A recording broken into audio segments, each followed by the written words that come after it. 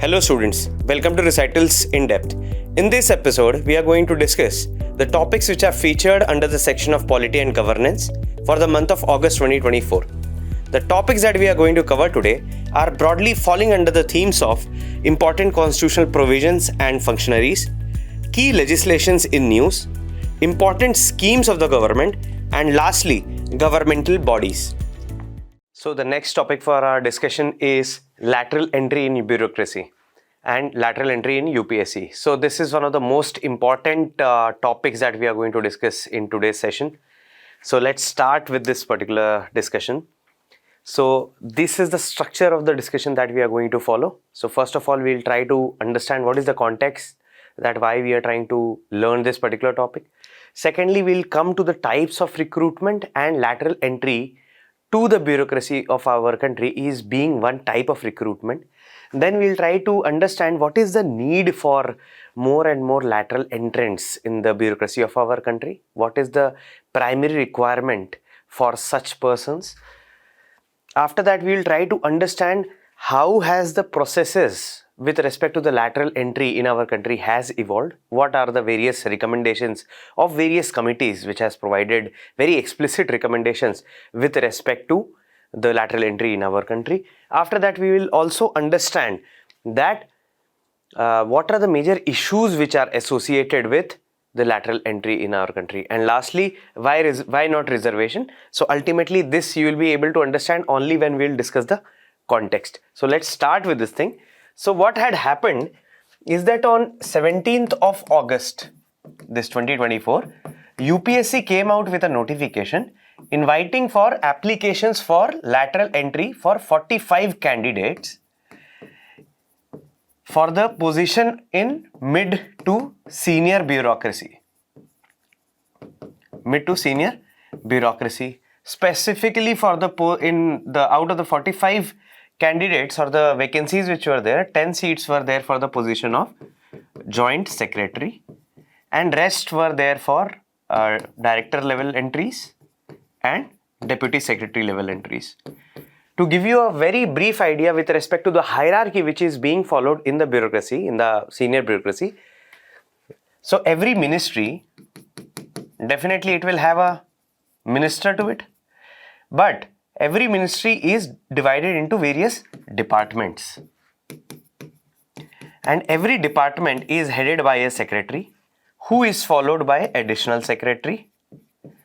Below him lies the joint secretary, below him lies the director, and below director there lies a rank of deputy secretary.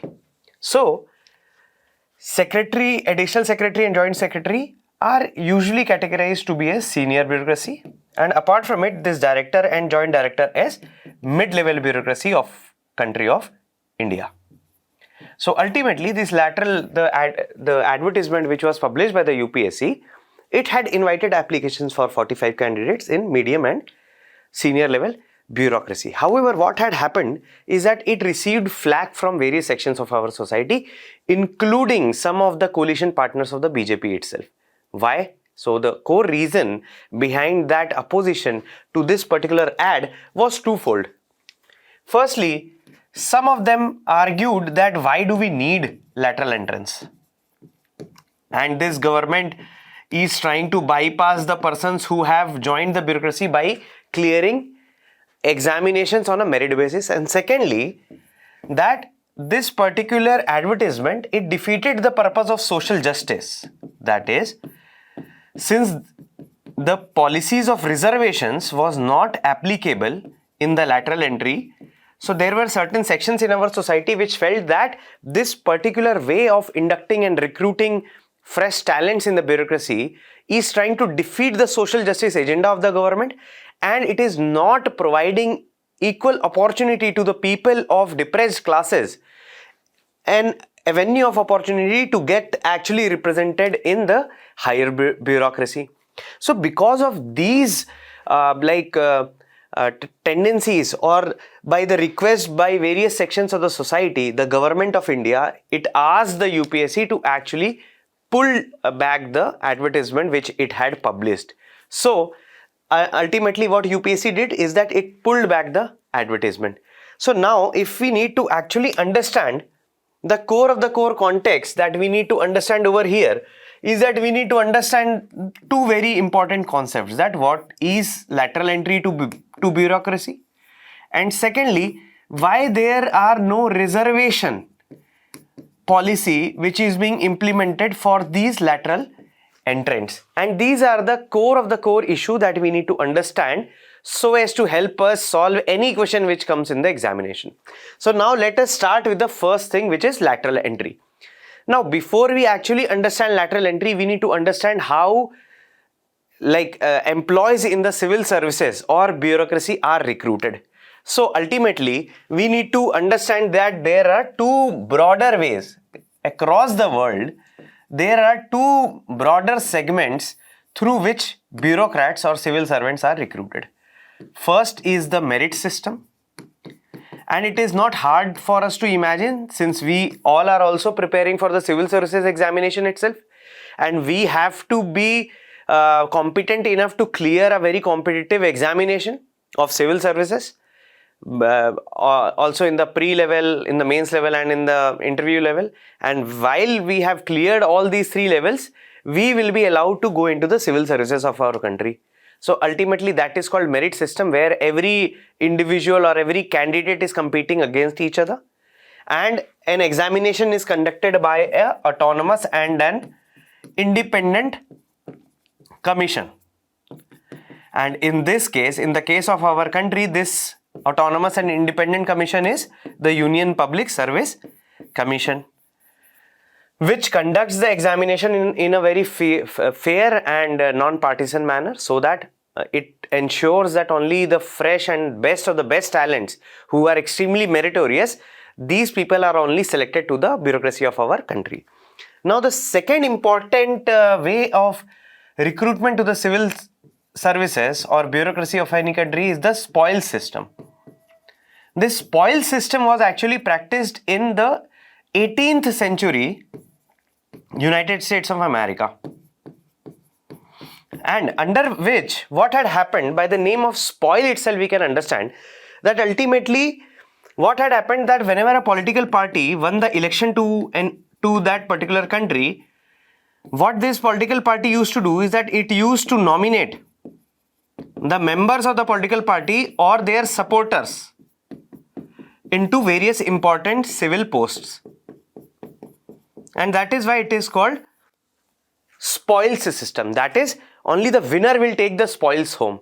So ultimately the political party which had governed the elections or which had won the elections, they will have the authority or the prerogative to actually appoint or nominate some of their supporters, political members, to hold certain various important civil posts. However, this spoil system did not go well in the United States of America also, and what had happened is that in the year of 1881 there was a American president by the name of James Garfield.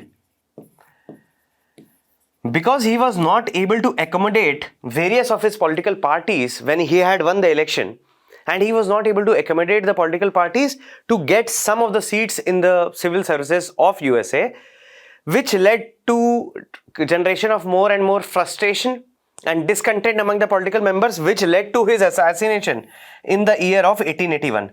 And after that, the United States of America and the administrative system of the USA, they realized that the inherent problem is there with respect to the spoil system, and then they shifted to meritocratic system only. Meritocratic system, however, with a additional avenue of lateral entry,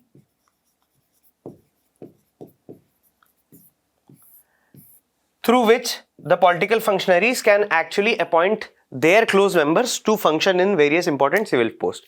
So what we can understand is that the lateral entry or the mode of recruiting people is a offshoot of the spoil system itself, where the political functionaries who have won the election, they govern more ways to actually incorporate or accommodate the political members or the members who are close to the government's preferences or ideology to work in important civil post. So these are the two broader ways in which the entire recruitment to the civil services across the world it functions.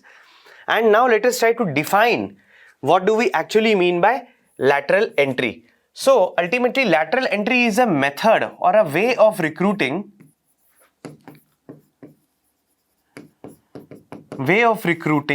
domain experts in mid to senior bureaucracy. We already saw the hierarchy of bureaucracy in our country. On a contract basis, specifically for a time period of 3 to 5 years, and this time period can be enhanced based on the performance evaluation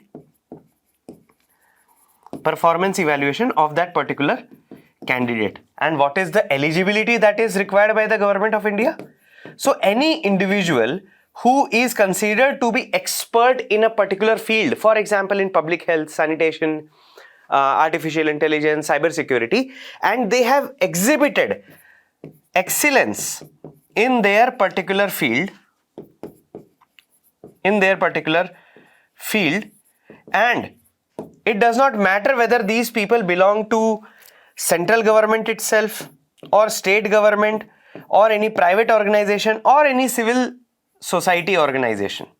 So these people can belong to any of the organizations that we have just listed, and ultimately the agenda and the motivation of lateral entry is to induce fresh talent and fresh perspective into the medium and senior level bureaucracy. Now this was the core definition of lateral entry in our country. Now we will try to understand how the overall mechanism of lateral entry has evolved in our country. So the entire the scheme of lateral entry is not new, and there has been various committees. Say for example, to name some, Kothari Committee of 1976, Kothari Committee, or whether be it Baswan Committee of 2016, Hota Committee of 2004. These committees had studied the method of recommendations or method of recruitment to the civil services of our country in a very detailed way, and they had recommended specifically that there has to be a provision of lateral entry in our bureaucracy. Apart from that, the second ARC committee, Administrative Reforms Commission of 2005, it had also favored the provision of lateral entry. Apart from it, the sixth Central Pay Commission, it had also recommended in the similar lines. And the entire process of inducting fresh talents or domain experts into the bureaucracy of our country is not new. Although it was streamlined and institutionalized only after year of 2018, however, we need to take some examples of it to understand it in a more contextual manner. So the government has been inducting domain experts or the lateral entrants from way earlier. To name some, there has been various prominent personalities who have had made very credible differences in the functioning of the bureaucracy and the government itself. To name some, for example, Manmohan Singh, our ex-Prime Minister, he was a lateral entrant itself. He first joined as an advisor in international trade. Ultimately, he became the finance minister and then the PM. Also, Montek Singh Ahluwalia,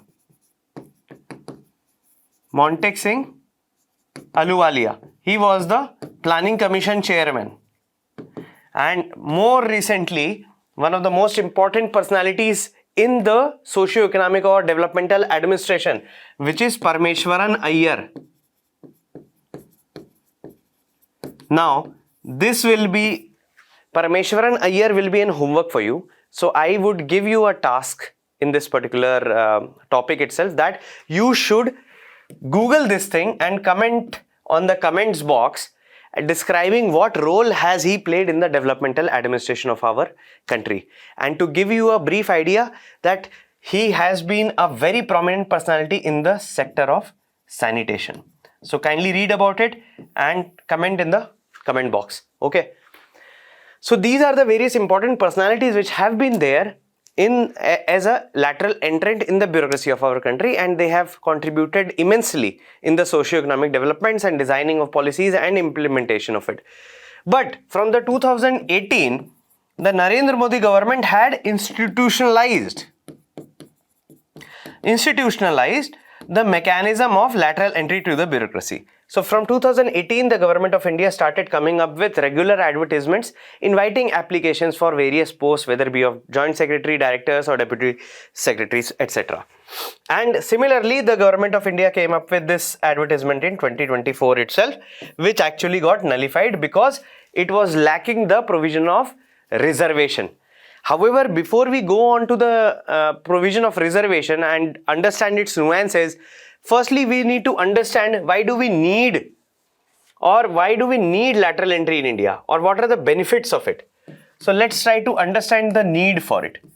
So the first important point is changing landscapes of governance. Changing landscape of governance. Now, as we know that the overall landscape of governance is changing very rapidly. There has been a widespread social change. Along with that, there has been a lot of emerging technologies like artificial intelligence, machine learning, Internet of Things.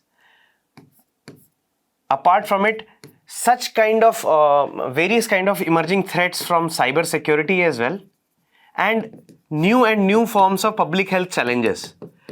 And what is happening is that the administrative apparatus through which the governance is being served in our country is not able to keep up pace with the changing landscape.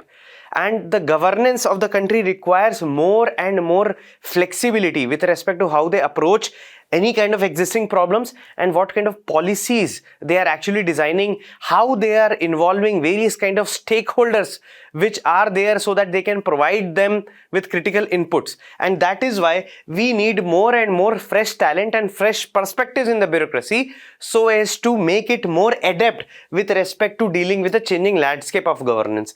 Secondly, we need more domain expertise. Now, as we already know, since we are also preparing for the civil services examination, the way that the UPSC is conducting civil services examination is that they are demanding generalized experts. We are recruiting people based on whether they are generalized experts. That is, more emphasis is given on the general studies, and whenever a career civil servant is actually serving in various capacities in the lower bureaucracy or in the senior bureaucracy, they are looking into various facets of the governance of our country. However, with the changing landscape, we require more and more domain expertise rather than being a generalized expert. So we need domain expert, because ultimately this domain expert will be able to assist the political executive. And in public administration of any country, it is assumed that the political executive or the elected representative or ministers, they understand the problems of the people in the best way possible. However, they require the assistance of domain experts to design very beautifully crafted policies which can address the problems of the people or any realms of the governance if there is any kind of a problem. The third important aspect, which is shortage of officers. So it might be also a situation that there is a vacancy in the senior or mid to senior level, and we just cannot directly recruit through the provision of Union Public Service Commissions, and the provision of lateral entry comes very handy with respect to filling of such kind of vacancies which emerge in top ladder of the hierarchy. So these are the major need which is there with respect to the lateral entry in our country. However, since lateral entry is actually seems helpful with respect to accommodating the various changes which are coming in our society and the governance landscape, however, it also comes up with its own unique issues as well. So what are the issues which are associated with lateral entry. So the first is lack of long-term commitment. Now, as we already noted that the lateral entrants are hired for a 3 to 5 year term, and since bureaucracy and its operations are extremely complex, so whenever a person is coming for only a tenure of 3 years, they will take at least 2 years to at least understand the processes and the mechanisms, the culture of the bureaucracy before they can even begin to bring certain meaningful impact. So this is the one of the biggest issues associated with lateral entry, that by the time the lateral entrants understand the nuances and finer elements with respect to the governance of our country, they are not able to provide some meaningful impact because their tenure is over. The second important issue is the issue of neutrality. Now, as we know that the private or the lateral entrants, if they are coming from the private sector, so they might be biased to take neutral decisions and decisions which are in public interest. Why? Because ultimately these individuals have served their entire career in the private sector, and after a tenure of 3 to 4 years they are again bound to go to the private sector itself. So it can be a very quid pro quo kind of situation, which means you give some, you take some. That is, if any particular person is coming from private corporate to Government of India, then they can take certain biased decisions which might provide certain kind of benefits to the company, so that when this particular person gets retired from the Government of India, they can again join the private company, and it hampers the public trust in the most severe and ghastly manner. The third important point that we need to note over here is the tussle. So there can be a tussle between career civil servants. Career civil servants means the person who have joined the bureaucracy by clearing an examination versus the lateral entrants, because these people might think that the lateral entrants are taking their important positions even if they are not qualified enough. So there can be a prejudice against the lateral entrants who have come into the bureaucracy, and this friction between these two groups might actually hinder the true governance which is required out of the bureaucracy. The fourth important point that we need to note over here is that ultimately it could jeopardize the meritocratic system. That is, with more and more lateral entry, it can favor political patronage and favoritism. Political patronage and favoritism. And ultimately it can throw us back to the 18th century United States of America, where we had witnessed the ills of the spoils system. So these are the major issues which are associated with the lateral entry. And the last of the issue was that why not reservation? Now, as we know that if we need to understand this particular thing, we already noted in the beginning that the advertisement of the UPSC, it did not contain any provision with respect to the reservation provisions. However, since we already know, according to the Indra Sawhney judgment,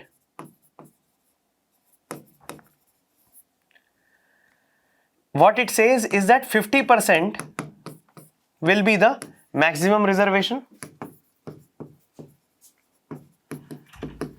Now, one important concept we need to note over here is that this 50% of what? 50% of total strength of cadre or any particular service, or vacancies. So what we need to understand over here is that ultimately this Indra Sawhney judgment talks about providing 50% reservations to the 50% of the vacancies, and not about 50% of the strength cadre or strength of a particular service. To make you understand with help of an example, for example, there is a service called IAS. It might be there might be a scenario that the total strength of this service is 1000. However, in a particular year, the vacancy can be 100. So ultimately, we have to provide the 50% reservation on the vacancies and not on the total strength. Okay, and ultimately to devise proper mechanisms so as to provide 50% reservations in the vacancy which the government has created for a particular service or cadre, the DOPT or Department of Personnel and Training, it utilizes two very important things. That is, two roster systems it uses. Firstly, there is a 200-point roster system, and second, there is a 13-point roster system. Now, what do we mean by that? The DOPT prescribes using the 200-point roster system if there are vacancies more than 14. And this 13-point roster system is utilized when there is a vacancy in the range of 13 to 14 employees. And there will be no reservation. Now this thing you need to note that there will be no reservation. No reservation will be provided if there are vacancies between 0 to 2 employees. Okay, or rather take it 1 to 2 employees. Okay, so in this case 13 point. So what we discussed is that what we had noted in the earlier that there were 45 vacancies which were there, which UPSC had published. But one thing we need to note over here is that ultimately the government of India treated those 45 vacancies not in a particular cadre. They were not in a particular cadre or service, but each of the 45 positions were considered as single seat cadre. And since there was only one single seat cadre, so there were 45 cadres of that capacity, and since every candidate or seat or vacancy of lateral entry was considered as single seat cadre, and that is why the reservation policy was not applied. This was the core logic behind the provision, that why did the government did not choose to apply the provisions of reservations. So this was all about the entire dynamics of how lateral entry actually functions in India and vis-a-vis the reservation policy. So I hope it must have helped you. Now let's come to the next topic, which is the governance in Delhi. So the core context behind this particular thing is also very, very interesting. So what had happened is that in the month of January 2024, so I'll give you a very short story. In the month of January 2024, the Lieutenant Governor of Delhi, it had nominated 10 aldermen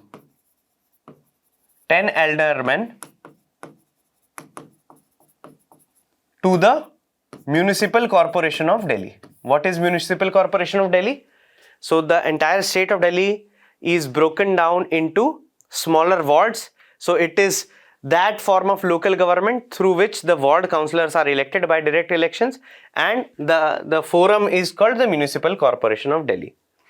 Now, what had happened is that AAP, the Aam Aadmi Party, who is governing the Municipal Corporation of Delhi, they approached the Supreme Court of India asking that, putting a petition in front of the Supreme Court. They argued that the Lieutenant Governor does not have the power to nominate 10 aldermen. Why? Because the AAP contended that ultimately LG has to act on the aid and advice of the Council of Ministers of the Government of National Capital Territory. However, this was actually, since it was challenged in the Supreme Court of India, the Supreme Court of India in the month of May reserved its judgment. And finally in the month of August 2024, to be specific 5th of August 2024, it came out with a judgment telling that the Delhi LG, while nominating the 10 aldermen, do not have to follow the aid and advice of the Council of Ministers of the Government of Delhi. However, the LG is able to do it under the statutory obligation of Delhi Municipal Corporation Act 1957. Now, this is the core story with respect to what had happened. Like, this is the core context. Now, if we want to go from the context to the concept, we need to first of all identify what are the core nuances of this particular topic. So what we need to understand over here is first, which is, what is this alderman? Okay, what is this alderman? What are their roles? And why the AAP government was so bothered with respect to this particular thing? Was it changing any dynamics with respect to the governance or the municipal governance in our country? And thirdly, what we need to understand is the role of the LG, that when can he use his own discretion and when he has to follow the aid and advice of the COM of Delhi. So these are the core issues that we need to understand over here. That is, who are these aldermen and what role do they have to play? What is the governance structure of the municipal government of Delhi? And how does the LG function? Where does the LG sit in the power architecture between the central government, Delhi government and the municipal government? So this is all. So this is what we need to understand over here. So if we need to bring out the core legal issue that we have already noted in the context itself, that ultimately there are two sides to it. There is one of the COM, that is the Council of Minister, or which is Chief Petitioner AAP, that is Aam Aadmi Party, and another is the LG. So what the core legal question in this particular case is, what AAP is saying is that the LG cannot nominate 10 aldermen. Why? Because they have to follow the aid and advice, and since the AAP COM did not give the aid and advice, so ultimately whenever the LG had provided 10 nominations, it was null and void. However, what is the argument of LG? LG, or the Lieutenant Governor, is of the opinion that he does not has to follow aid and advice because it is the statutory duty of LG under the DMC Act, or Delhi Municipal Corporation Act of 1957, to appoint 10 aldermen. And this was the core legal question which the Supreme Court was considering. And Supreme Court, like as we already saw, that Supreme Court ruled in the favor of Lieutenant Governor itself, and it provided that the LG has to appoint 10 nominated members to the municipal corporation, or 10 aldermen, without following the aid and advice. So now let us try to understand the constitution and how the constitution actually provides for a power architecture or regulatory architecture for providing governance in our country. Now, as we know that the part 8 of constitution, to be specific article 239 to 241, it provides for union territories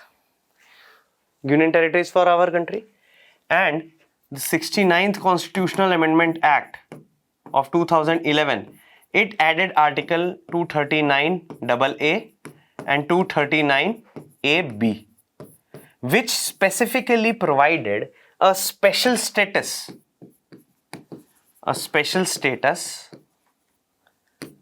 to Delhi. Delhi being a UT.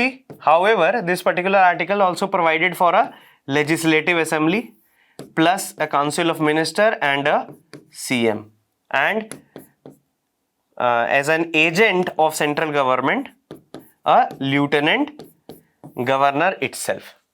And through this particular article, it was provided that the state governments, as we know that India is a federal country and Delhi is a very, very peculiar example of asymmetric federalism in our country, because ultimately how the central government is interacting with the Delhi's state government is a very complex relationship, and it is not seen in the relationship between the union government and any other states. And that is why the relationship between the union government and the Delhi government is always landing into some high court or Supreme Court, because it is bound and inherent with a lot of friction, because there is a very complex power tussle between the union government and the government of Delhi. So now this is what we need to understand over here, is that ultimately, as every state government is able to do, the state government of Delhi has the full right to legislate on any matters which are present in the state list and concurrent list. However, the Delhi government is not able to make laws on 3 subjects which are prescribed under the state list, which is public order, police, and land. Now, since Delhi is being a union territory, what the central government can do over here is that the central government can make laws in the state list and the concurrent list as well. State list and concurrent list as well. And through various Supreme Court judgments, it has been noted, and specifically in the Government of National Capital of Territory versus Union of India 2014 Supreme Court 5-judge bench judgment, it noted that the central government can make legislation on any subject or any matter of the state list and concurrent list, and if there is a act on any matter by both the central government and state government, then the law created by the central government will be preceded or will be provided more emphasis to the law provided by the state government. And ultimately this is what had happened, is that the central government had created a law by the name of Delhi Municipal Corporation Act of 1957, which ultimately is a central law, and municipality as a matter lies in municipality as a matter in the state list lies as a entry 5 in the state list. So what had happened is that ultimately it is the central government which has provided laws for the formation of municipal corporation in our country, and this municipal corporation in Delhi, and this DMC Act of 1957, under section 3 of it, it had provided the power to the lieutenant governor to nominate 10 members. And ultimately the core legal issue was that since this act was drafted by the central government, the lieutenant governor of Delhi is not bound to follow the aid and advice, because the law from which the power to the lieutenant governor is coming to nominate it is coming from the central government and not from the state government. So which means is that ultimately the lieutenant governor is bound to follow the aid and advice of Council of Minister of Government of National Capital of Territory only if, in only conditions, when this aid and advice is relating to matter which is pertaining to state list, and if the Council of Minister of Government of National Capital of Territory is providing any aid and advice with related to matter on which there is a central law also apart from state law, then in that case the central law will override the state law and the LG do not have to follow the aid and advice of the Council of Minister of Delhi. And this was the core of the core power tussle with respect to this particular issue. Now, coming to the major structure of development of Delhi Municipal Corporation, that why these eldermens were important. So, according to the Delhi Municipal Corporation Act of 1957, the Delhi Municipal Corporation Suppose this is entire Delhi. Now it is divided into 12 zones. 12 zones. And every zone is comprising of one ward committee. And this ward committee comprises of the elected councillors plus aldermen. Delhi municipal area has 250 seats and right now the AAP has 134 seats. Okay. And the overall 250 seats is being divided into 12 zones and every zone has a ward committee. The ward committee comprises of elected councillors, that is representatives from every ward, and aldermen which is nominated by the LG. Now what does this ward committee does is that in their first meeting they have to elect a member, one member for standing committee. This is the core issue. Standing committee. Standing committee of whom? Of MCD, Municipal Corporation of Delhi. Now this standing committee is the most important body in the functioning of Municipal Corporation of Delhi because all the matters related to finances, all the matters related to posting of important officials within the Municipal Corporation of Delhi, matters related to getting into contracts above, over and above the monetary compensation of rupees 5 crore, everything comes under the jurisdiction of this standing committee of MCD. Now what the LG was doing is that by nominating 10 members of aldermen can also stand for the election for standing committee member, and this standing committee comprises of 18 members. 12 of it will come from each zones plus 6 will be directly chosen from the Municipal Corporation of Delhi itself. And by nominating such members, by exercise of power by the LG had nominated such members in such a way that it had provided a very difficult situation for the AAP, that is governing the majority in the Municipal Corporation of Delhi. However, by very smartly appointing or nominating the aldermen, the standing committee, it became BJP heavy. It became BJP majority, which actually created a more tussle between the AAP and the Municipal Corporation of Delhi, which is dominated by the AAP, versus the standing committee which is governed by the BJP. So this was the whole issue with respect to governance in Delhi. Now let's come to the third topic, next topic, which is Jiyo Parsi scheme. Now, as it is quite evident from the name itself that this particular scheme is for the development of Parsi community. So now let us try to understand the context behind it. So recently this was discussed in the parliament also about the declining population. Declining population of Parsi community was discussed, and secondly the launch of a portal of this particular scheme. So whenever a portal is being launched for a particular scheme, it is being launched to provide for good governance, so that we are leveraging more and more technology like internet and big data analytics, so as to provide more targeted intervention by the government of India, and it ensures that more and more resources of the government should reach the targeted beneficiary, and that was the core context of it. But before we go on and discuss the various provisions and the features of the Jiyo Parsi scheme, let us try to understand the issues of Parsi community as a whole. So Parsi community is one of the most prosperous and affluent minority communities of our country, and they have had contributed to India's socio-economic development and freedom struggle in very good manner. To name some, for example, the founders of Tata conglomerate, Jamshedji Tata or Ratan Tata, are Parsis. Bhikaji Kama, a very prominent freedom struggle member.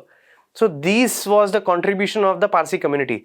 However, despite being very prosperous, affluent and politically connected, one of the most important and structural problem which is being faced by this Parsi community is the rapid decline of population.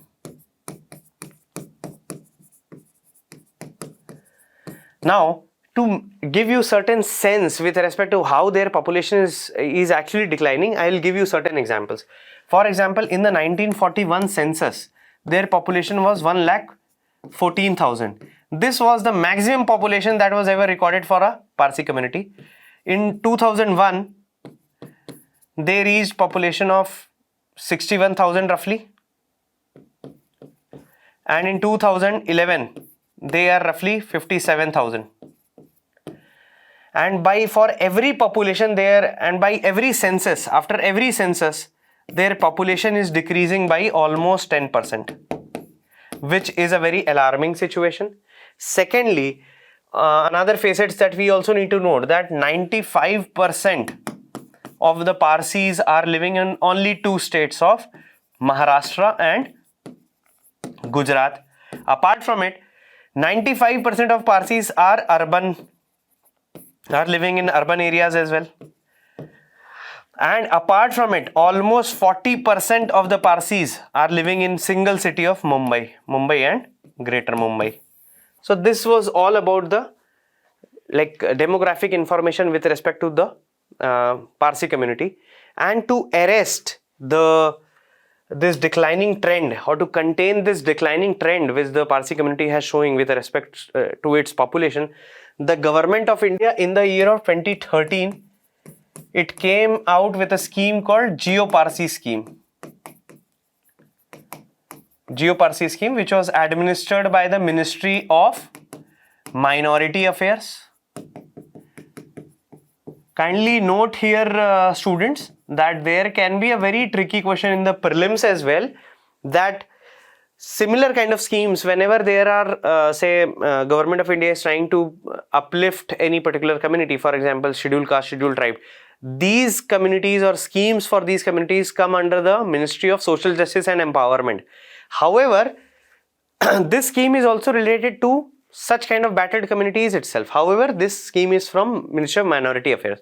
So you keep a tag or tap of such kind of minor nuances. So it can be a very good question in pre as well, that there can be one sentence with respect to what is the administrative ministry with respect to the Jiyo Parsi scheme. So it is Minority Affairs in this case, and ultimately its objective is to contain the population decline among the Parsis.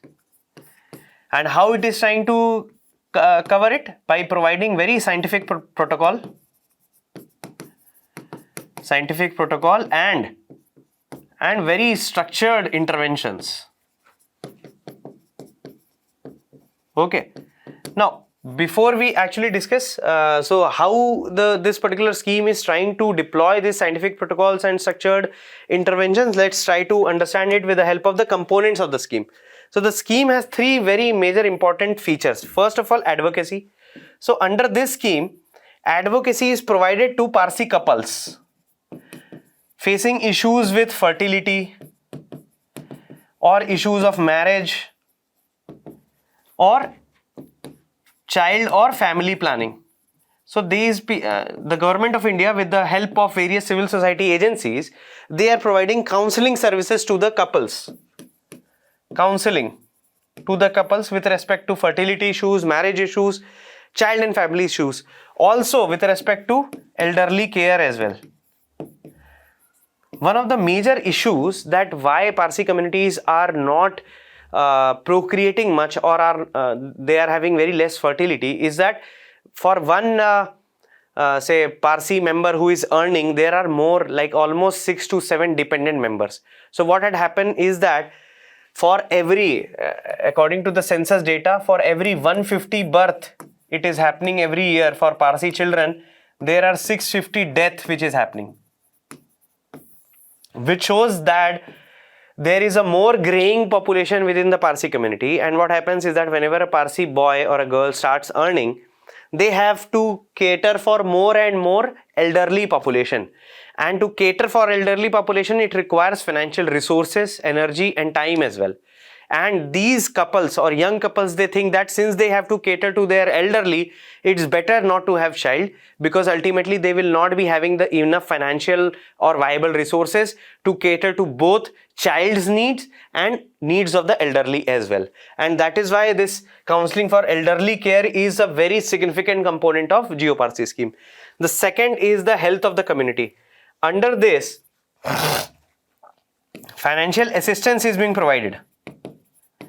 Financial assistance is being provided for various two kind of things, that is for child care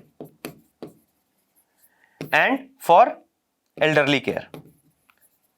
So various kind of medical services or out of pocket expenditure can be met through the financial assistance, which is provided with the help of direct benefit transfer to the core of the core beneficiary.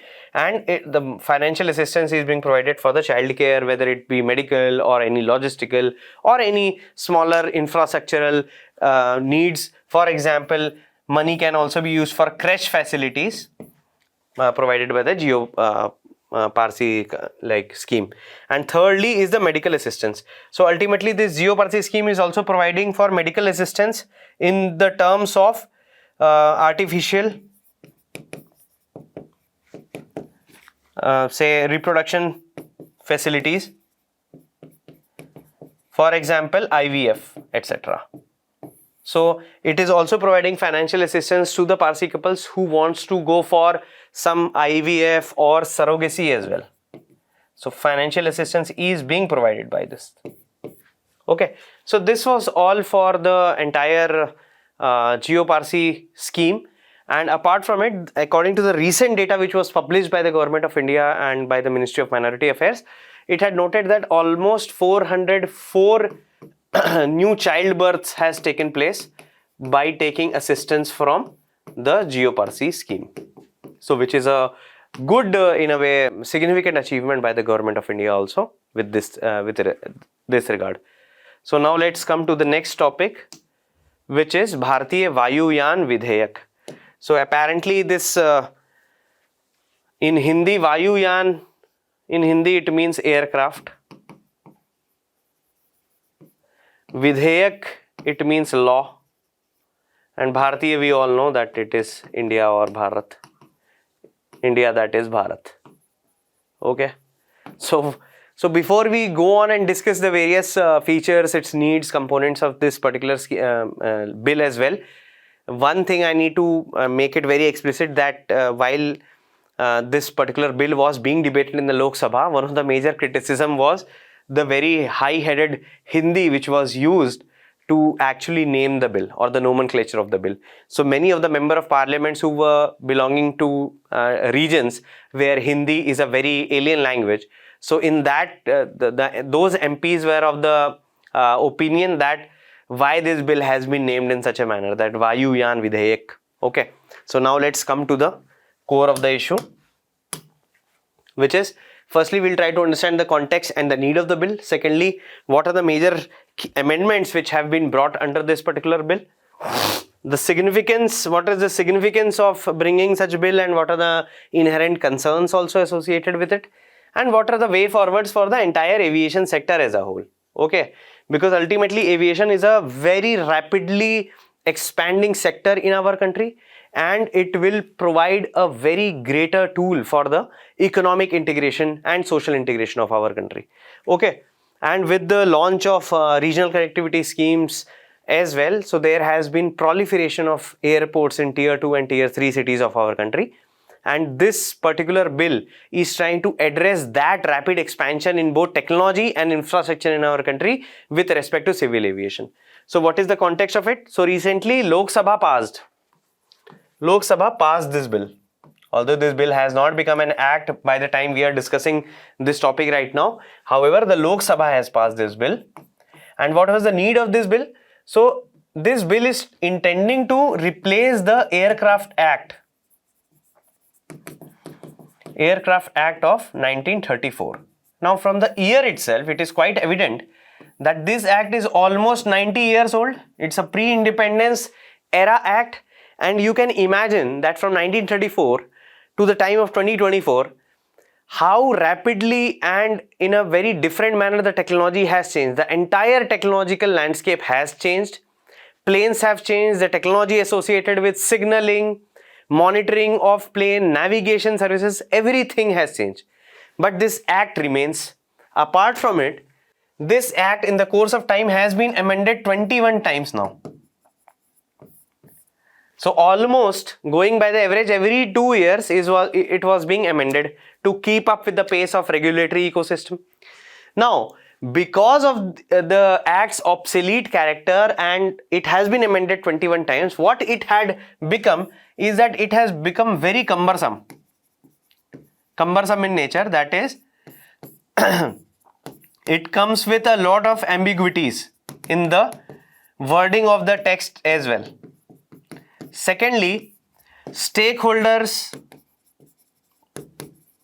provided by this particular bill have overlapping jurisdiction.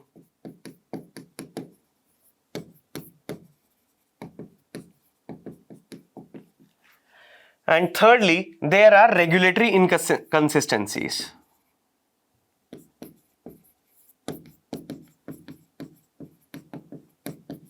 These are the major problems which was being faced by the civil aviation sector of our country.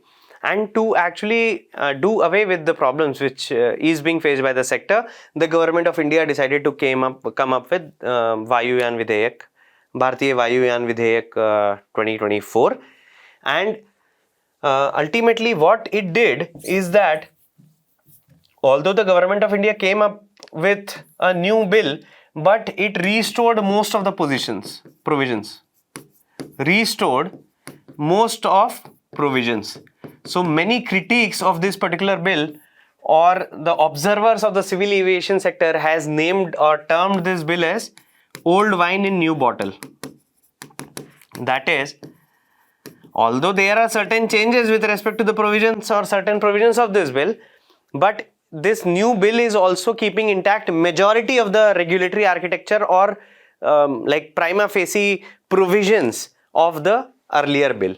So ultimately the Aircraft Act of 1934, it provided for 3 institutions to regulate the civil aviation sector. First is Directorate General of Civil Aviation, which provided for regulation and safety. Secondly, Bureau of Civil Aviation Security, whose primary function is to oversee the security in the civil aviation sector.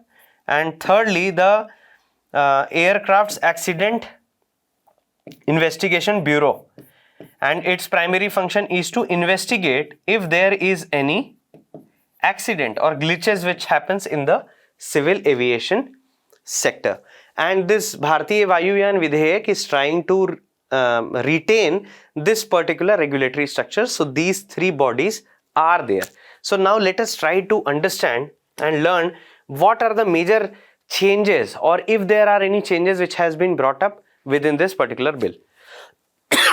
Sorry. So the key amendments which has been brought over here is that, keeping in line with the emerging technologies like drone or air taxis, so what this bill has done is that it has amended the definition of how it describes the term aircraft, and it has included new emerging technologies like drone and air taxis under the ambit of definition of aircraft, so that the central government, with the help of this act, can actually regulate the operation and services by the drones and air taxis. Apart from it, it has provided immense power to the central government, that is the Ministry of Civil Aviation, vis-a-vis with respect to making of rules through various aspects of civil aviation, that is use, maintenance, export, import and operation with related to aircrafts. Apart from it, it has also provided the central government an agency that they can regulate the transport services provided by aircraft.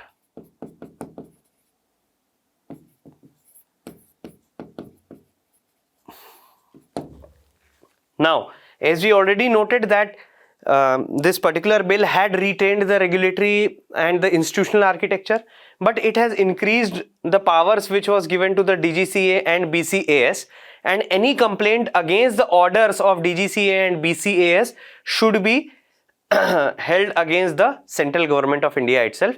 So if any individual is trying to appeal against the orders which has been provided by BCAS or DGCA, they have to approach the central government.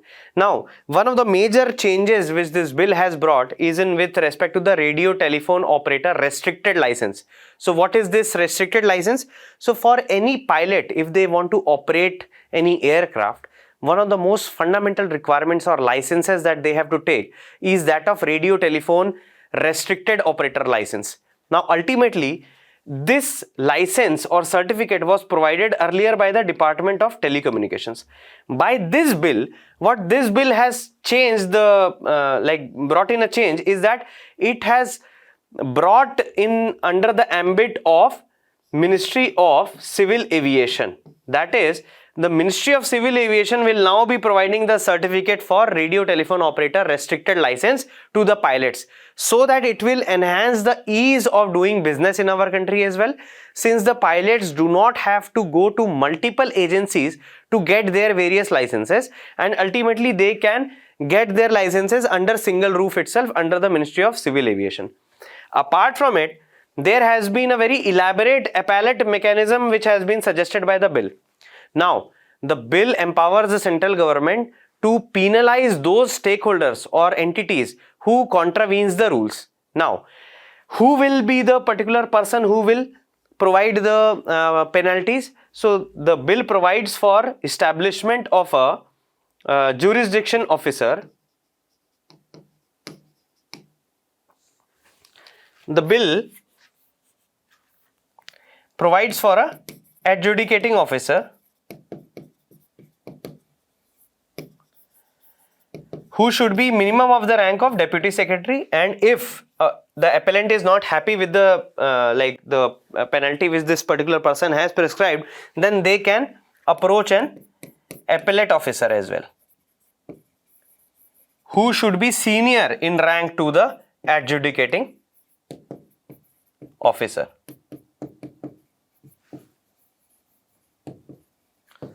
And lastly, international compliance as well. The last important thing is, which means that the central government will be having the power to make rules so that the various kind of processes and mechanisms which are being taken place in the civil aviation sector are in lines with the best practices which are practiced across the world and following in line with the various conventions of the International Civil Aviation Organization.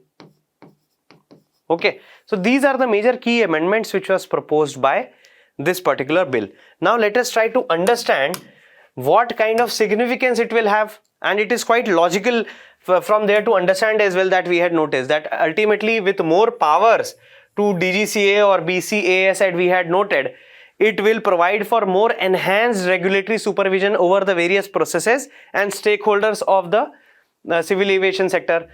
Secondly, since it has given very wide powers to the central government, central governments will now be able to regulate the various operations in the civil aviation sector, whether be it in the regulating of air transportation services or be with respect to the usage, import and export of aircrafts in a much better manner, and they will be able to enforce the safety regulations in a much better manner. Thirdly, inclusive aviation definition. As we already noted that the new definition includes the definition of drones or air taxis. So this new bill is keeping in lines with the recent technological developments which has taken place. Fourth is that it supports domestic manufacturing. One important term that we need to know over here is the MRO, that is maintenance, repair and overhaul. And this bill also provides for development of more infrastructure and issuance of such guidelines which will promote infrastructural growth in MRO sector, that is maintenance, repair and overhaul of aircrafts in India. Improved air navigation services. which means that regulation of air navigation services will result in safe and efficient air traffic management, and it will protect against any kind of unlawful interference. Apart from it, the central government is also empowered by the bill to go for economic and fair regulation. That is, central government is empowered to design such kind of tariff policies which will keep in mind the interest of the consumers as well. Also, taking in line the competitiveness in the industry as well, so that tariffs should be decided or designed in such a manner that it should not come in the cost of competitiveness of the sector. So all the aviation or transportation service providers like Indigo, Vistara, they should be given freedom to demand money from their customers. However, the money which is being demanded from the customers should not be such that the interests of the consumers are also hampered. And lastly, the international compliance, as we already noted, that it will give India a more global stand with respect to the kind of practices India is actually adhering to. Now let us try to come to the concerns which are there in the bill. So the firstly is there are certain unaddressed issues like flight delays or near collisions, or if there is any cancellations or the involvement of third parties. Now whenever we are trying to book any kind of tickets, we are using some third party platforms as well, and these things are not mentioned over here, so it is not consumer friendly, so on and so forth. Secondly, ignores climate change impact. Now you will be surprised to know that the global burden of greenhouse gas emission is nearly 3% from which is coming from the civil aviation sector, and the bill is silent or almost silent on the use of new kind of fuels which has to be used, which will reduce the GHG emissions from the aviation sector. The third is the allegation of favoritism towards the industrial people. So ultimately there will always be an issue with respect to how government is able to balance the consumer interest vis-a-vis the service provider's interest. High airfares impacting low earning workers. So ultimately, as we already noted, that there can be an issue of surge pricing, and this surge pricing and air tariff policies can create a very competitive environment in the aviation sector of our country as well.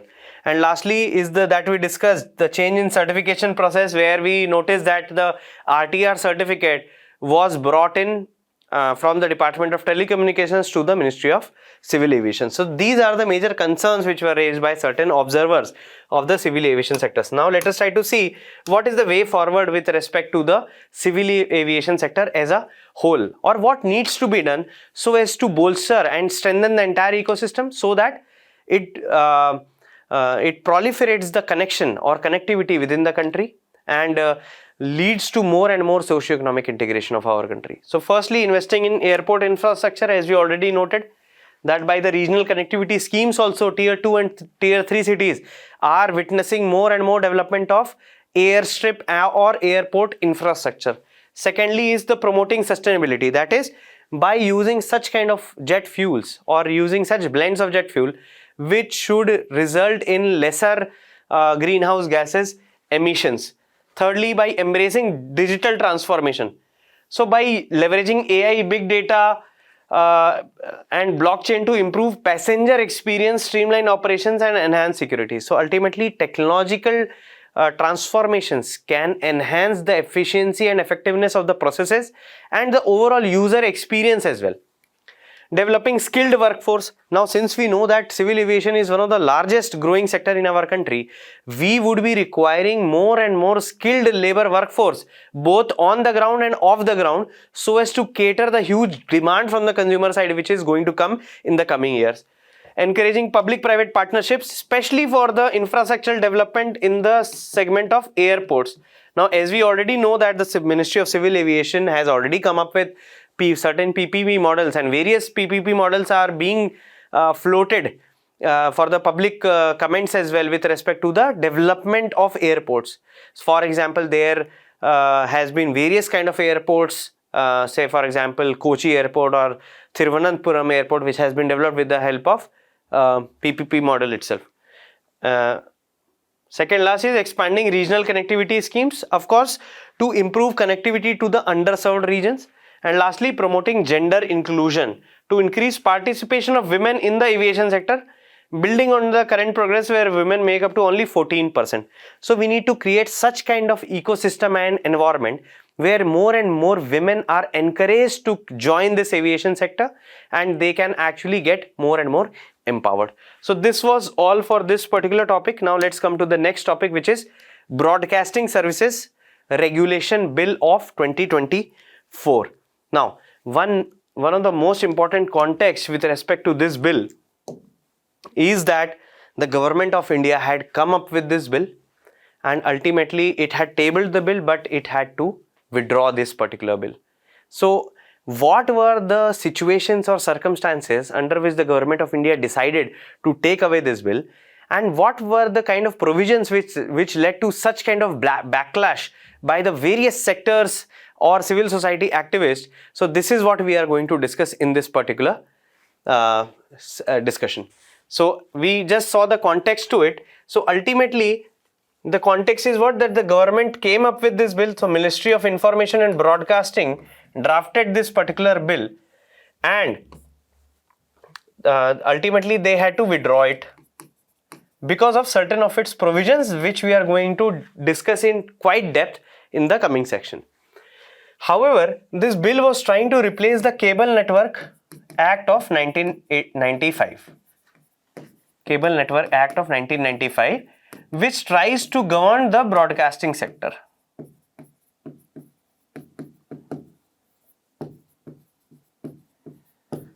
So what are the major important provisions which became flack in the eyes of various social activists or activists who work in the field of social media regulation and intrusion of state, or in the realm of free speech or press freedom? So one of the most important provisions of this bill, which had created trouble for various segments of our society, is that the first is the definition which it had provided for digital news broadcasters. So what had happened is that this bill had contained a definition of digital news broadcasters, and it had included that any individual or entities who are involved in systematic business of providing news or any kind of current affair in the form of material, written material, or videos or podcast over the platform of website or any apps, they will be labeled as, or they will be classified as digital news broadcasters. So for example, to give you a very good example, so for example, there is a very prominent YouTube personality or an influencer who goes by the name of Dhru Rathi, who provides quite a valuable content on various socio-economic development or contemporary issues. So under this definition, that particular person, or Nitish Rajput, so as to say, such kind of people will be labeled as digital news broadcasters and will be mandated to under various clauses which has been provided by this particular bill. And this was a core issue which was actually alarming into so as to many civil society activists, because they felt that inclusion of individuals also under the definition of digital news broadcasters, it provided for a very grim situation for the press freedom, creativity or artistic freedom, so on and so forth. Second important thing that we had to note over here is a change in the definition of intermediary. Now the definition of intermediary is already provided by the IT rules of 2021. However, this particular bill had expanded the definition of intermediaries, and it had involved internet service providers, social media platforms, marketplaces, etc. And it had mandated that all the intermediaries should provide the details of such digital news broadcasters to the central government. Failing to provide such details, the intermediaries will lose the safe haven under the BNS or Bhartiya Nyay Samhita.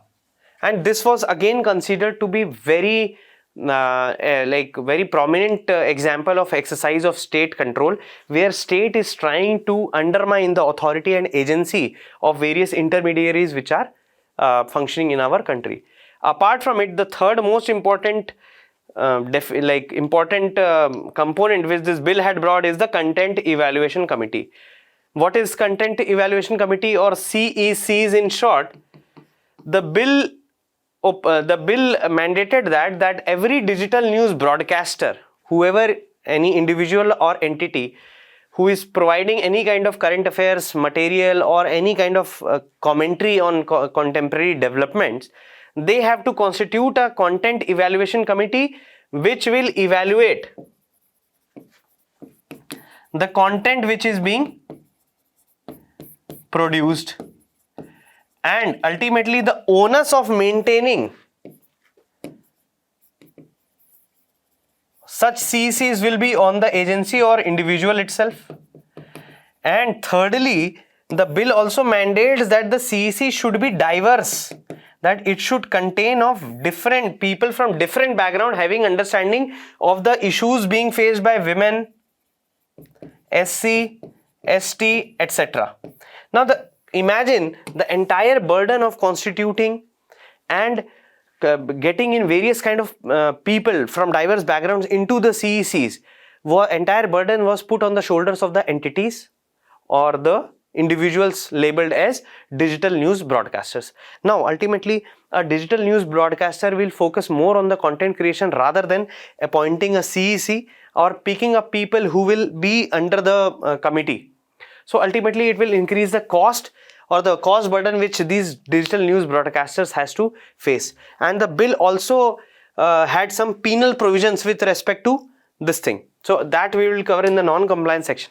Also, this one more important provision of the bill was that extraterritorial application, which means that all those digital news broadcasters who are not located in India but providing commentary on various aspects of our India. For example, Al Jazeera, it's a media agency and its YouTube channel is also providing say for example developments in our contemporary affairs. So this will, the provisions of the law will also apply to such kind of digital news broadcasters as well. And lastly, the non-compliance, which is a perfect example of state control, which is, it says that it is the responsibility of the digital news broadcasters to inform the central government about the nature of their work, and they have to get themselves registered with the central government. Apart from it, it also mentioned that if they are failing to appoint the Content Evaluation Committee, they will be slammed fines penalty up to rupees 50 lakh, which is way higher. And thirdly, for any non-compliance, or if the government of India, if it feels that the content which is being provided or produced by any digital news broadcaster is threatening the security or harmony of or tranquility, harming the harmony and tranquility, then broadcasting rights can be revoked. Broadcasting rights can be revoked. So these are the major provisions and issues associated with it. And by discussing such provisions, we can also see that how high-handed the approach has been followed in the designing of the provisions of such bill. Now let us try to come to understand the need for such independent, need to regulate such independent content creators. Now, as we have already witnessed that in the elections of 2024, just before the elections, we saw a plethora of independent content creators who were trying to insinuate various sections of our society and wanted to create divide and create disharmony and break the tranquility which was existing in the society. So ultimately, it can lead to more political manipulation and influence, because they will be creating more and more misinformation and fake news. So ultimately, whenever any digital news broadcaster is trying to take their own opinion with respect to a particular issue, they can misinterpret the facts in such a way, or they can mold the facts in such a way and put in front of the audience that the audience will be manipulated by consuming such misinformation. And why such things are happening? Because ultimately there is no lack of accountability and transparency. When we compare the digital content creators with those who are the mass media or mass media news channels, so ultimately these digital media content creators are not accountable to anyone, and they can go on and create any content without any sense of transparency and accountability to the consumers who are consuming their video content. However, when we will compare this to mainstream media agencies, the mainstream media agencies are regulated by various important self-regulatory codes as well. And that is why there was an increased need for accountability of such content creators.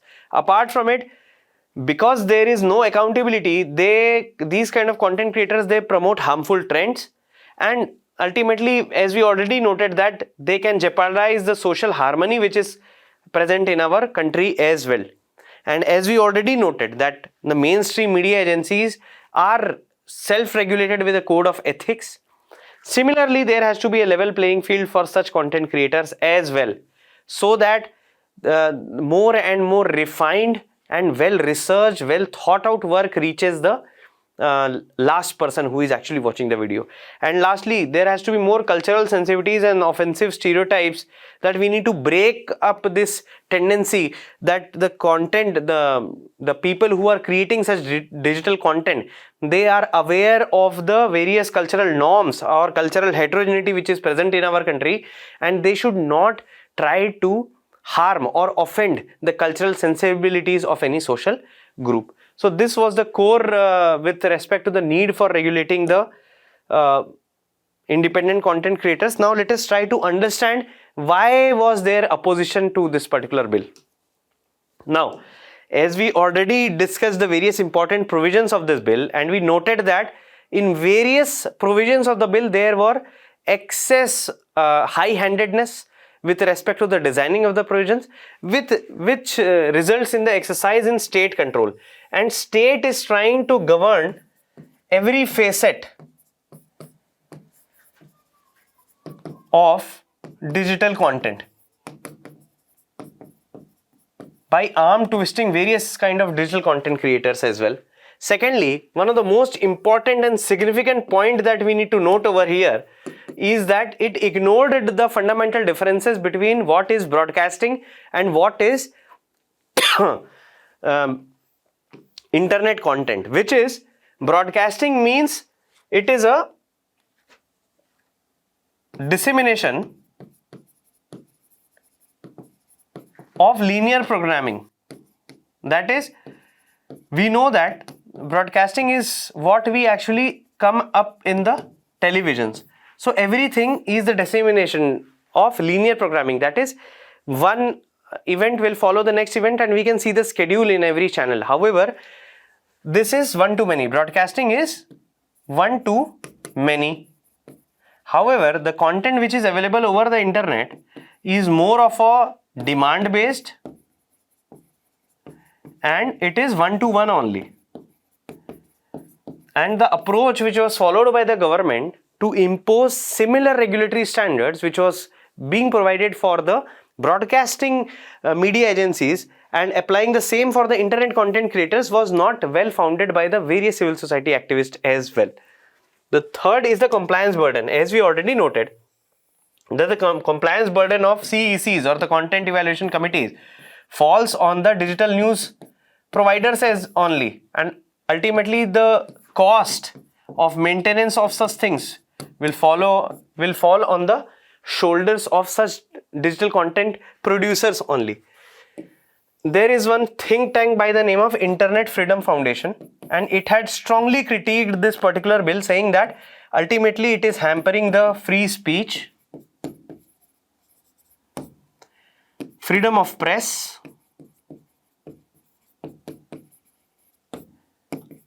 artistic freedom, by putting such stringent provisions which we had already discussed. Apart from it, there is an uncertainty for stakeholders. This is one of the most important points that we need to note over here.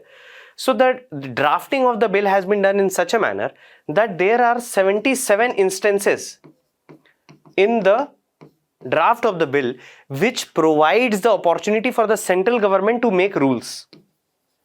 So such greater degree of delegation of rule making, it not only threatens the legislative competency of the parliament of our country, but also on the other hand, it leaves all the stakeholders, whether be digital news providers or social media platforms or intermediaries, on the whims and fancies of the central government who will create the rule, and they can change the rule anytime. So it reduces the predictability which exists in the broadcasting sector and its regulation. And thirdly, there were certain very ambiguous provisions which was contained in the bill with respect to determining the quality of the content. For example, there were terms like good taste and decency. And ultimately, who will define what is good taste or what is decent? So there can be certain content which might be decent for me but not be decent for you, and similarly for other persons as well. And such vagueness and ambiguity in the definition of the terms, it can lead to harassment of social media content creators, and that is why ultimately it is very threatening the core essence of free speech of our in our country as well, which is protected under the Article 19 of our Constitution. So this was all with respect to the Digital Broadcasting Services Bill. Now let's come to the next topic, which is Supreme Court appointed task force for doctor safety. Now this is a very small topic. So what had happened, as we already know, that in a spate of very unfortunate event which had happened in the RG Kar hospital of Kolkata, that a women doctor was brutally raped and was henceforth killed. And in the backdrop of that event, what had done is that the Supreme Court had constituted this particular task force with one particular objective, that is to create a protocol for the safety and security of healthcare professionals. That is the core agenda. And ultimately, what is the composition of this task force? The task force is composed of eminent figures from various medical institutions, and along with Cabinet Secretary, Home Secretary, Health Secretary, National Medical Commission Chairperson and National Board of Examination President as well.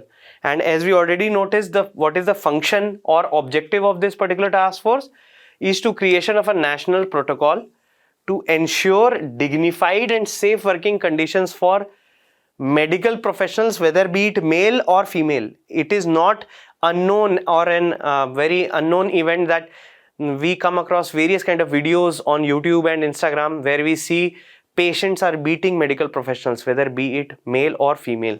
So to come up with such protocol to ensure dignified and safe working conditions for medical professionals, including developing actionable plans to prevent violence, gender-based violence, and within the medical facilities.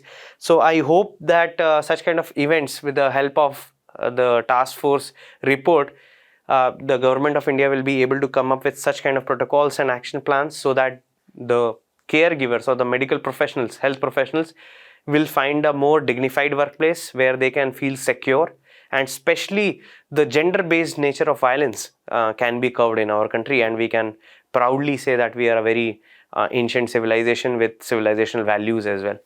Now the next topic is Vigyan Dhara scheme. So what is the context behind it? So recently the Union Cabinet, which was chaired by our Prime Minister Modi ji, he approved the continuation of three umbrella schemes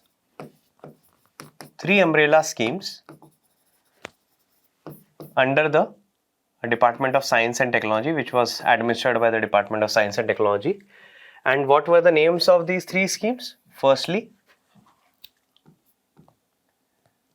Science and Technology Institutional and Human Resource Capacity Building. The name of the second scheme was Research and Development, and the third scheme was Technology Development and deployment. Apart from these things, apart from the continuation of these three umbrella schemes which were run by the Department of Science and Technology, the Union Cabinet also approved for the merger of these three schemes under one scheme by the name of Vigyan Dhara scheme. And ultimately, the Union Cabinet has provided a financial corpus of rupees 10,000 crores for the duration of fiscal year 21 till fiscal year 26. Now let us try to understand the core components and the features of the program so as to make a better understanding out of it. So the primary objective of Vigyan Dhara scheme is to promote capacity building in science and technology as well as advance research, innovation and technology development. The scheme aims to enhance the science, technology and innovation ecosystem in our country, enhance science and technology infrastructure in the form of labs. Various kind of labs are there for biotechnology, for aeronautics, for robotics, etc. and fostering well-equipped R&D labs in academic institutions. Thirdly, to promote research in key areas such as water, sustainable energy, nuclear physics, etc. Fourthly, to build a critical human resource pool. This is the core important element with respect to the Vigyan Dhara scheme, that it intends to create a viable and very qualitative human resource pool which can expand India's R&D or research and developmental capacity. Fifth is enhanced participation of women in the field of science and technology, that to reduce the gender parity which exists in the science, technology and innovation area of our country. With the help of the Vigyan Dhara schemes and the various assistance which it provides to the academic institutions, it wants to improve the participation of women in various elements of science and technology and research and developmental ecosystem of our country. And lastly, to reinforce innovations at all levels from schools to colleges to postgrads, etc. So what are the key impacts that we can expect from the implementation of the Vigyan Dhara scheme is that it will enhance the collaboration between academia, government and the industry, so that with the more and more research and development, the science can be turned into a more profitable technology which can lead to more and more socioeconomic fruits. Increased participation of women in S&T fields and strengthen R&D capabilities of our country aligned with global standards and national priorities. So this was all for this particular topic. So the next topic for our discussion is Governor sanctions against CMs. So now let us try to understand the core context behind this particular topic. So what is the context?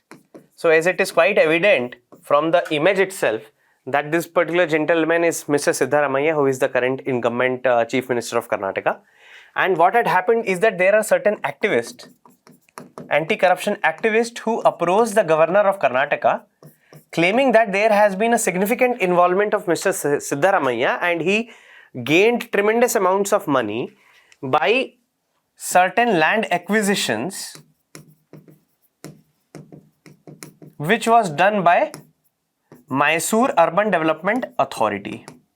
And they wanted, these activists wanted the sanctions by the governor so as to initiate the prosecution of Chief Minister under the Prevention of Corruption Act. So the core issue over here is that ultimately whether providing the sanctions to prosecute the Chief Minister of a state, does the power of this sort which is there with the governor, it will come under the discretionary power,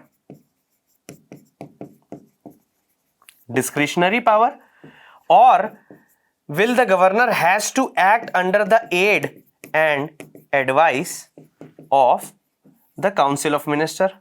However, if we will apply normal logic also, we will get to one very important conclusion, that no Council of Ministers will advise the governor so as to prosecute their own CM. So ultimately, what we need to understand is that governor is not only the head of the state, but it is also a very important functionary appointed by the central government. And governor has got a very important constitutional duty to regulate the administrative machinery of a state and to ascertain whether the governance in a particular state is being conducted on the lines which has been enshrined, or the value system which has been enshrined by the constitution of our country or not. To understand it in quite depth, let us try to go to the next session and understand what are the various legal provisions which are associated with it. So the first point is, since this case involves corruption, the Prevention of Corruption Act of 1988, it allows the governor to sanction an investigation into the CM. But if that investigation will lead to a charge sheet, then under section 19 of the Prevention of Corruption Act, it is required that the governor has to provide a separate sanction for the investigative agencies to start their prosecution against that particular CM. The second important legal provision is the section 218 of the Bhartiya Nagarik Suraksha Sanhita, that is BNSS 2023, which says that any court to directly take cognizance of the alleged offence without ordering an investigation, but for that the governor has to first grant a section under the section 19 of the Prevention of Corruption Act. Now, is there any role of the central government also in this kind of cases? So now let us try to understand this element. That is, what is the role of central government in such kind of cases? Now, whenever any minister of a state or chief minister of state is in contravention of a certain central act, or if there is an involvement of a central agency, for example, Central Bureau of Investigation, and if CBI wants to prosecute the minister or chief minister of a particular state, then in that case CBI would demand sanction from the central government and from the governor itself. And thirdly, the third most important thing is that what are the Supreme Court ruling on governor's discretion in this regard. So there was an important case by the name of Madhya Pradesh Special Police versus State of Madhya Pradesh case, which had involved two ministers of Madhya Pradesh government, and the case was similar that with respect to the case that we are discussing right now, which was related to the land grabbing and associated corruption. And what the Supreme Court had ruled is that the governor has a very critical and a very pivotal role that it has to play as a constitutional functionary, because ultimately no state government's Council of Ministers is going to aid and advise the governor to take prosecution or sanction prosecution against its own ministers. So it will directly come under the governor's discretion to sanction the prosecution to any kind of investigative bodies if governor is convinced that there are tangible evidences of involvement of any minister or chief ministers in very evident cases of corruption. And this had happened in the case of Siddaramaiah also. And similar kind of situations had happened in the past, with other chief ministers also. For example, Lalu Prasad Yadav, Jayalalitha, or Ashok Chavan in case of Maharashtra. So now let us try to understand what are the implications of such kind of tussles which keep coming up in the federal arrangement of our country, and there is a constant tussle between the governor and the elected government of that particular state. So what can be the implications of it? So the first important is that there is an increased sense of political instability, and it might result into the collapse of the government, especially if the ruling party is not able to come up with an alternative candidate who can be posited as a chief minister, especially in the case of Karnataka. Secondly, such kind of sanctioning by the governor can increase political tensions and impact on federalism. Now, similar kind of things will happen across the federalism. If the governor is found to be doing mala-fide intentions and while sanctioning the prosecution, if it is found to be mala-fide, then it will create more and more political tensions within the between the political parties as well. And it is not healthy for the functioning of the federalism of our country. The third important is policy stalemate.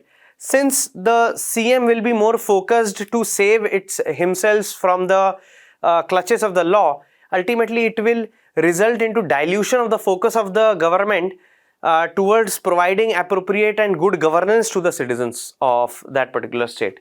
Lastly, fourthly, it will also deal with loss of public trust, and since governors and CMs will not be happy, so it can go to the court as well, and it will result in loss of public exchequer's money or public money only. Apart from it, it might lead to constitutional crisis, and it can have very serious electoral ramifications as well. Okay, so this was all for this particular topic. All we need to know from this particular topic is that where does the governor's discretion stand vis-a-vis sanctioning the prosecution of CM. So this can be a very good question with respect to the prelims. So now let's come to the last topic of our today's discussion, which is Article 311. Now this is a very important article, especially with respect to aspiring civil servants, because ultimately this article deals with protection of employees of the Union of India or the state government employees as well against the arbitrary actions of the government or their employers. So why we are trying to read this particular article, what has happened in the contemporary times? So now let us try to understand that particular thing. So what had happened recently, there has been a recent tendency which was witnessed and observed in the state of Jammu and Kashmir.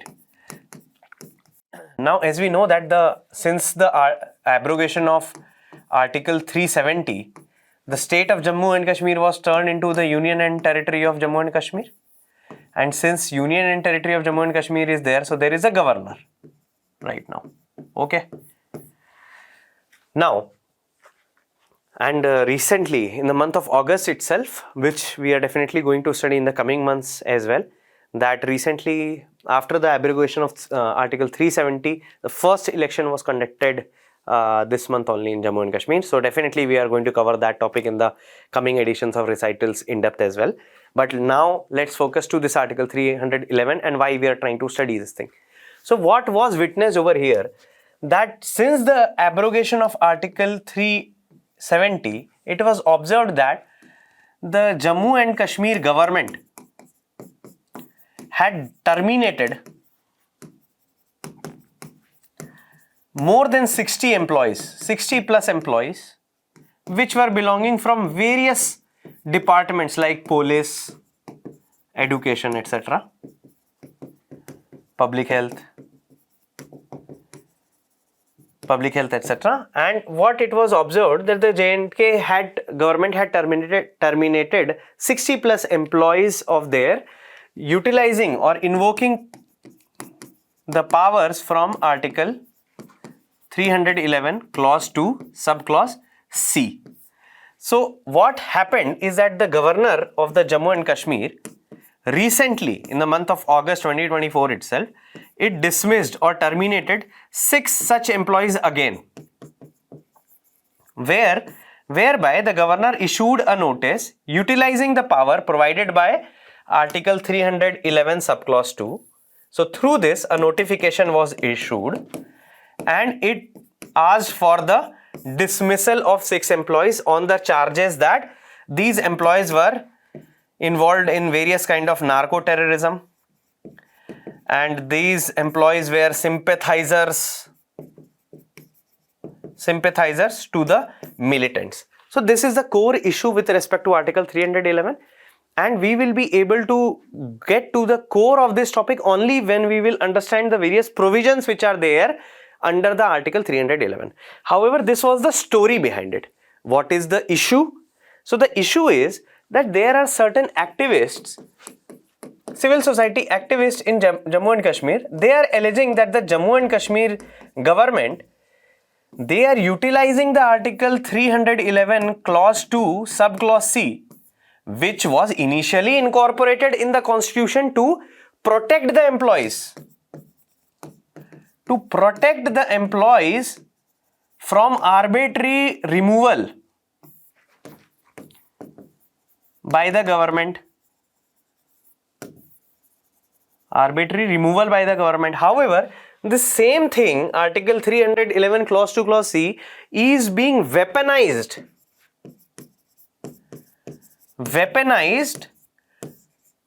to tame free speech, dissent, or any person who is trying to be critical of the policies of the government. So to understand this dichotomy, where On one hand, we know that the Article 311 was incorporated in the constitution of our country to protect the employees from arbitrary removal from the service, so that the employees of the government can serve the best interest of the public without the fear and favor of the ruling dispensation. However, what actually lies in the section 2 clause C, which is actually helping the government of Jammu and Kashmir to weaponize it, to curb the free speech, dissent and any kind of critique which is being furnished by the governmental employees of Jammu and Kashmir. So to understand these things, we need to go to the depth of Article 311. So now let us try to understand the various provisions of within the Article 311.